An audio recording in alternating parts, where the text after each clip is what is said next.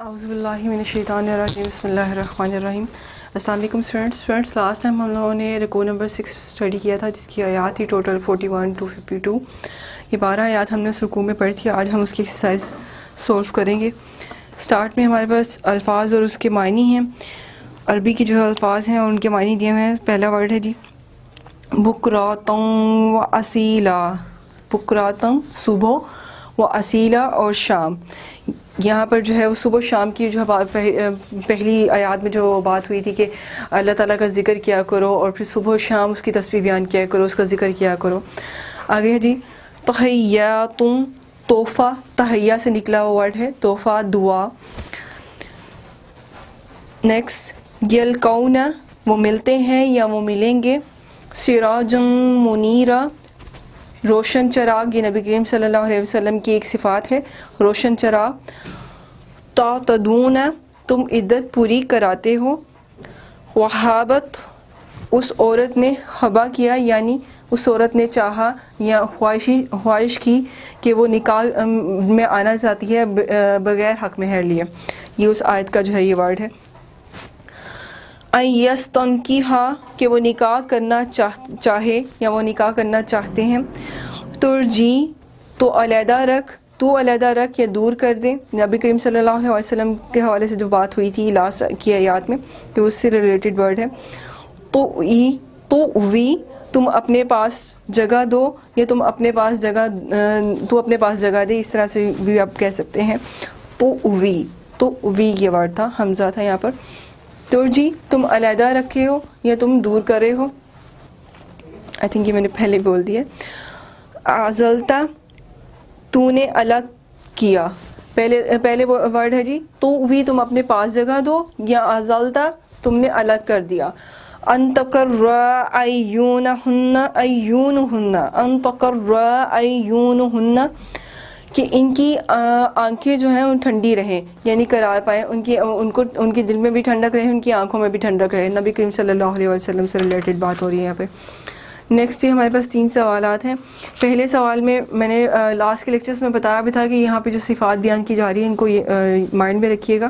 یہاں پہ پہلے ہی سوال جو ہے آگے کہ اس سبق میں اللہ تعالیٰ نے رسول اکرم صلی اللہ علیہ وسلم کو کیا مقام و منصب بیان کیا ہے، کیا مقام و منصب جو ہے ان کو عطا کیا ہے۔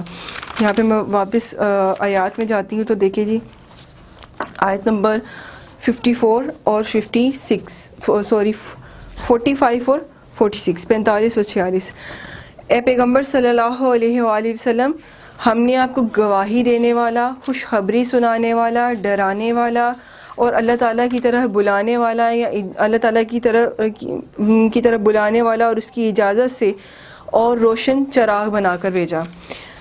کہ ان آیات میں آپ صلی اللہ علیہ وسلم کی یہ 5 صفات بیان کی گئی ہیں کہ آپ صلی اللہ علیہ وسلم کو اللہ تعالیٰ نے دنیا میں دین اسلام اور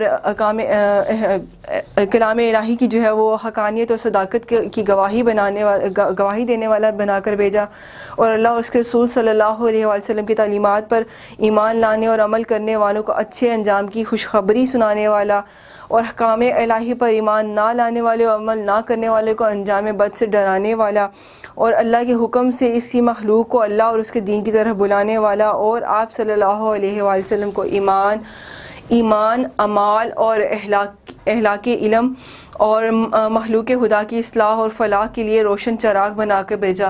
کہ جس طرح سورج کی روشنی سے روئے زمین منور ہوتی ہے، اس طرح آپ صلی اللہ علیہ وآلہ وسلم کی سیرت و کردار سے دلوں کو جو منور کرتی ہے، کیونکہ آپ اپنی ذات میں واحد ہیں۔ وہ انسان ہیں کہ جنہوں نے اللہ تعالیٰ نے جن کو مکمل انسان بنایا، کہ جن میں کوئی بھی خامی نہیں رکھی، اور جنہیں عالم انسانیت کے لیے جو ہے وہ چشمہ ہدایت بنا کر بھیجا۔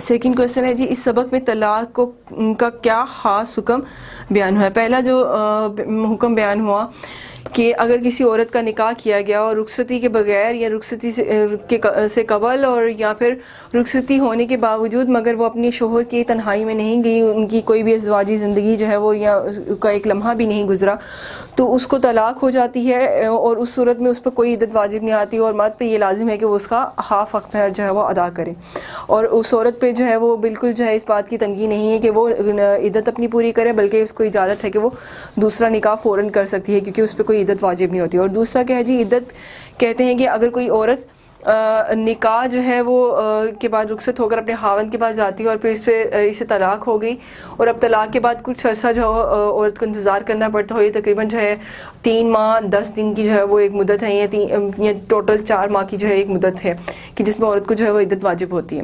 یہاں پہ طلاق کا جو ہے وہ یہ مسئلہ بیان کیا گیا ہے. نیکسٹ اور لاسٹ کویشچن ہے جی, 3rd کویشچن, ان آیات میں رسول اکرم صلی اللہ علیہ وآلہ وسلم کے نکاح کی کیا خصوصیت واضح کی گئی ہیں, یا کیا ضوابط جو ہیں ان کے نکاح کے حوالے سے اور ان کے ازواج مطہرات اور ان کی پرسنل لائف کے حوالے سے بیان کیے گئے ہیں. اب ان آیات میں رسول اکرم صلی اللہ علیہ وآلہ وسلم کی جو امتیازی خصوصیات بیان کی گئی ہیں وہ یہ کہ وہ آپ کی جو ازواج مطہرات ہیں جنہیں آپ حق مہر دے کر نکاح کر چکے ہوں, انہیں رکھنے اور آپ صلی اللہ علیہ وسلم کے پاس جو حلال ہیں, خواہ ان کی تعداد 4 ہو یا 4 سے کم یا زیادہ ہو. اور مال غنیمت یا بحیثیت تحفہ آپ کو اگر کوئی لونڈیاں دی جاتی ہیں, غلامائیں دی جاتی ہیں, تو وہ آپ پر جائز ہیں, آپ کے لیے حلال ہیں, آپ ان سے نکاح کر سکتے ہیں. اور اس کے بعد آپ صلی اللہ علیہ وآلہ وسلم کی چچا زاد بہنیں, پھپھوں کی بیٹیاں, چچاؤں کی بیٹیاں, خالاؤں کی بیٹیاں, ماموں کی بیٹیاں, وہ سب بھی آپ پر حلال ہیں, اور آپ کا ان سے نکاح جائز ہے بشرطہ یہ کہ وہ آپ کے ساتھ ہجرت کریں, یعنی مکہ سے مدینہ ہجرت کریں, یعنی اسلام کی راہ میں جہاد کریں, ثابت قدم رہتے ہوئے نبی اللہ اور اس کے رسول صلی اللہ علیہ وآلہ وسلم کی مکمل اطاعت کو جو وہ قبول کریں.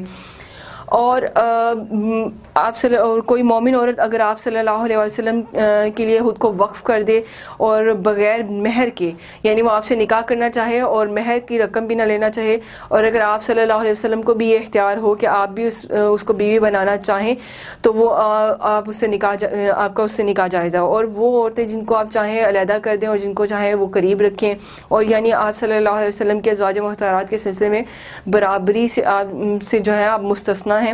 ٹھیک ہے جی, کہ آخری آیات میں ارشاد فرمایا کہ اس کے بعد نہ تو کسی عورت سے آپ صلی اللہ علیہ وسلم نکاح کر سکتے ہیں, چاہے وہ آپ کو کتنی ہی حسین کیوں نہ لگتی ہو, اور نہ ہی موجودہ میں سے کسی کو چھوڑ کر دوسری عورت سے نکاح کر سکتے ہیں, خواہ آپ کو ان کا حسن کتنا ہی کیوں نہ بھاتا ہو. یہ نبی کریم صلی اللہ علیہ وسلم کے لیے حد بندیاں ہیں. یہاں تک ہماری ایکسرسائز کمپلیٹ ہوئی ہے. نیکسٹ لیکچر میں انشاءاللہ ہم لوگ اپنا رکوع نمبر 7 سٹارٹ کریں گے. یہاں تک اگر آپ کو کوئی بھی بات سمجھ نہ آئی ہو, کوئی بھی سوال ہو, تو آپ کمنٹس میں پوچھ سکتے ہیں. تھینک یو سو مچ. اللہ حافظ.